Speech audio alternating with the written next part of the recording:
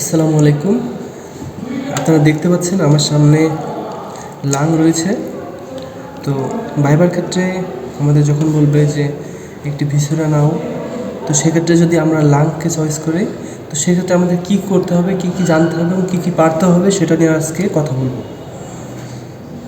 তো শুরুতে ট্রেতে যখন লাং থাকবে, আমাদেরকে লাং যেহেতু দুইটা অংশে বিভক্ত করা, লেফট লাং এবং রাইট লাং, সেক্ষেত্রে আমাদেরকে প্রথমে চিনতে হবে যে কোনটা লেফট এবং কোনটা রাইট। তো সেক্ষেত্রে আমাদের সর্বপ্রথম যেটা করতে হবে, এই যে ছিদ্রগুলো দেখা যাচ্ছে, তো এখানে ভেইন, আর্টারি, ব্রঙ্কাস এগুলো থাকে। তো এটা স্মুথ পার্ট নয়, তো আমরা যেটা স্মুথ পার্ট সেটা সোজা করব, দুইটা সোজা করলাম স্মুথ পার্ট করার পরে আমাদের দেখতে হবে যে সরু পাশ কোনটা। এক পাশ দেখবেন যে সরু পাশ, তো সরু পাশ এটা, তো যেটা সরু পাশ সেটা থাকবে নিচে, বাকিটা ওপরে রাখবো। এটা সোজাসুজি করে রাখলাম। এটার মধ্যে সরু পাশ কোনটা আমরা দেখব। এটা পুরো পাশ মোটা, এটা থিক এবং এটা থিন, এটা পাতলা, এটা সরু পাশ, এটা আমরা বের করলাম, অর্থাৎ এটা নিচে থাকবে। তো কোনটা লেফট এবং কোনটা রাইট এটা বুঝতে হলে আমাদের জানতে হবে যে লেফট লাঙে কয়টা লোব থাকে এবং রাইট লাঙে কয়টা লোব থাকে এবং কয়টা ফিশার থাকে। আমরা জানি লেফট লাঙে একটা মাত্র ফিশার থাকে এবং দুইটা লোব থাকে, এটা আগে থেকে জেনে থাকতে হবে। এবং রাইট লাঙে দুইটা ফিশার থাকে এবং তিনটা লোব থাকে। তো যেহেতু এখানে আমরা দেখতে পাচ্ছি একটা ফিশার আছে এবং দুইটা লোব আছে, সেহেতু একটু কাছাকাছি কোনটা, যেহেতু একটা ফিশার এবং দুইটা লোব আছে, সেহেতু এটা লেফট লাং। এবং রাইট লাংটা এই একটা ফিশার, এই একটা ফিশার, দুইটা ফিশার আছে এবং এখানে তিনটা লোবে বিভক্ত, সেহেতু এটা রাইট লাং। তো আমাদের যে কোনো একটা হাতে নিতে হবে। সাপোজ আমরা এটা নিলাম হাতে, লেফটটা হাতে নিলাম। হাতে কীভাবে নেবেন, ঠিক এভাবে ধরবেন,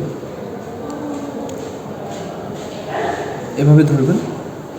তো এখান থেকে বলতে হবে এভাবে যে this is the viscera of, এটা যেহেতু আমরা লেফট সাইডেরটা নিয়েছি সেহেতু আমরা বলবো left lung. This is the viscera of left lung, the conical apex is directed upwards. এই যে অ্যাপেক্সটা আমরা এভাবে ধরবো, ওপরে যেটা থাকবে সেটাকে অ্যাপেক্স বলবো। তো conical apex is directed upwards, the concave, এটা সাধারণত এভাবে থাকবে। আমরা হাতে নিয়েছি কিন্তু এটা পজিশন সাধারণত এভাবে ঝুলে থাকে, তো এইভাবে ধরতে হবে। তো conical apex is directed upwards, concave base is directed downwards, base is directed downwards. The thin shape anterior border, এই যে থিন মানে পাতলা, এই যে থিন শেপ অ্যান্টেরিয়র বর্ডার দেখতে পাচ্ছেন, thin shape anterior border is directed forwards. The convex smooth coastal surface is directed outwards. আবার বলি, এটাকে প্রথমে আমরা বলতে হবে যে this is the viscera of left lung, the conical apex is directed upwards, concave base is directed downwards.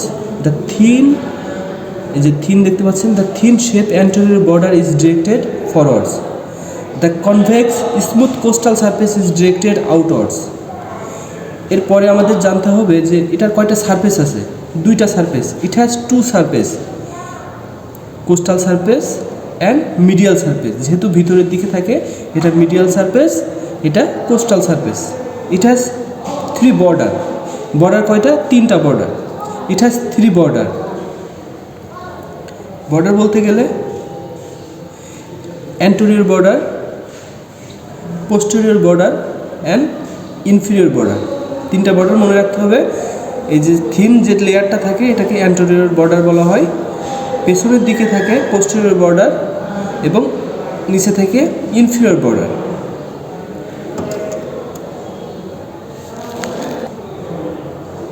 তো এর পরবর্তীতে আমাদের জিজ্ঞাসা করতে পারে যে এটা যে লেফট লাং এবং এটা রাইট লাং নয়, এটা তুমি কিভাবে বুঝলে? এই দুইটার মধ্যে কিভাবে বুঝলে? তোমার পার্থক্যটা কি আসলে এটা আমাকে বলো, এটা জিজ্ঞাসা করতে পারে। তো প্রথম কথা, আমরা দুইটা একটু কাছাকাছি ফেলে নাও। প্রথম কথা, আমরা দুইটা লাং দেখতে পাচ্ছি এখানে, এটা একটা, এটা একটা। তো প্রথম কথা হচ্ছে লেফট লাঙে দুইটা লোব থাকবে, রাইট লাঙে তিনটা লোব থাকবে। লেফট লাঙে একটি মাত্র ফিশার থাকবে, যেটা আবার অবলিক থাকবে, অবলিক ফিশার, অবলিকের মতো দেওয়া আছে, এটা অবলিক ফিশার। আর রাইট লাঙে থাকবে হচ্ছে দুটি ফিশার, একটা হচ্ছে অবলিক ফিশার, একটা হচ্ছে হরিজেন্টাল ফিশার, এই দুইটা ফিশার। এর পরবর্তীতে লিঙ্গুলা, আমাদের লেফট লাঙে লিঙ্গুলা থাকবে। লিঙ্গুলাটা কি? একদম এই যে দেখতে পাচ্ছেন ঝুলে আছে এবং খুবই পাতলা, তো এটাকে লিঙ্গুলা বলা হয়, যেটা রাইট লাঙে নাই, রাইট লাঙে সেভাবে নাই, দেখতে পাচ্ছেন রাইট লাঙে নাই, কিন্তু লেফট লাঙে এই যে লিঙ্গুলা আছে একটু লম্বা করে এক্সট্রা একটা পার্ট থাকে, এটাকে বলা হয় লিঙ্গুলা। তাহলে আমরা কি বলবো? লেফট লাঙে লিঙ্গুলা থাকবে, রাইট লাঙে লিঙ্গুলা থাকবে না। এই লিঙ্গুলা থাকার কারণে দেখেন একটা নস তৈরি হয়েছে, লিঙ্গুলা থাকার কারণে একটা এখানে নস তৈরি হয়েছে, এটাকে বলা হয় কার্ডিয়াক নস। তো লেফট লাঙে যেহেতু লিঙ্গুলা থাকে এবং এ কারণেই এখানে একটা কার্ডিয়াক নস থাকবে, তাহলে বলবো যে লেফট লাঙে কার্ডিয়াক নস থাকে।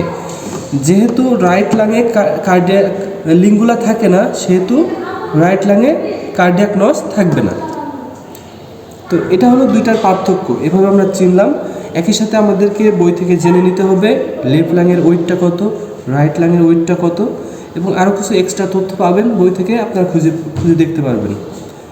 এরপর যদি বলা হয় এখানে ব্লাড সাপ্লাই কীভাবে হয়, এখানে উত্তর প্রথম কথা বলতে হবে ব্রঙ্কিয়াল আর্টারি। ব্রঙ্কিয়াল আর্টারির মাধ্যমে এটার ব্লাড সাপ্লাই হয়, এবং ভেনাস ড্রেনেজগুলো যেভাবে হয় সেটা হচ্ছে রাইট লাঙে ব্লাড সাপ্লাই হয় ওয়ান ব্রঙ্কিয়াল আর্টারি দিয়ে, এবং রাইট লাঙে ব্লাড সাপ্লাই হয় ওয়ান ব্রঙ্কিয়াল আর্টারি দিয়ে, এবং লেফট লাঙে ব্লাড সাপ্লাই হয় টু ব্রঙ্কিয়াল আর্টারি দিয়ে।